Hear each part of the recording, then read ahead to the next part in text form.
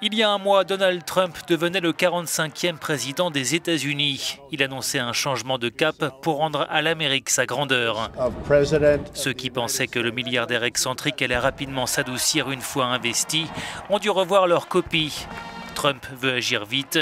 Le jour même de sa prestation de serment, il signe son premier décret qui vise à démanteler l'Obamacare, l'emblématique réforme de l'assurance maladie mise en œuvre par son prédécesseur. Trump s'attaque également au libre-échange et à l'immigration. Sa cible privilégiée, le Mexique, à qui il demande de financer son projet de mur à la frontière. Mexico refuse. La rencontre entre les deux présidents est annulée.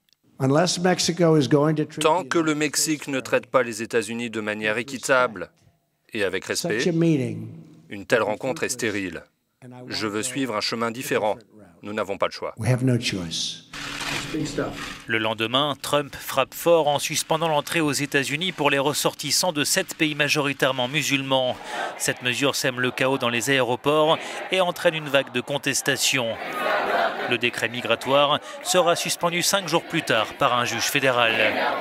Trump voit rouge. Il accuse le système judiciaire de mettre en danger la sécurité nationale et avertit qu'il sera tenu pour responsable en cas d'attaque. Le 13 février, nouveau scandale pour Donald Trump. Michael Flynn, son conseiller à la sécurité nationale, démissionne à cause de discussions secrètes et illégales avec des diplomates russes à propos des sanctions contre Moscou.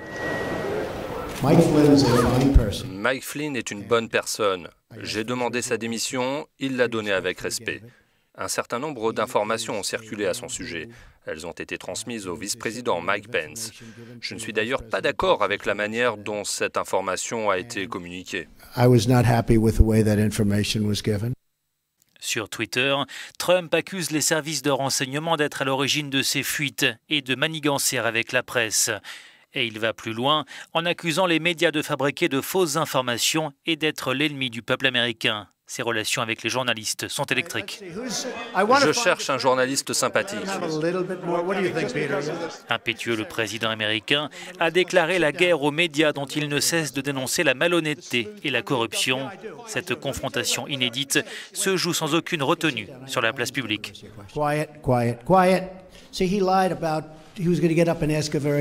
Straight, simple question. Welcome to the world of the media.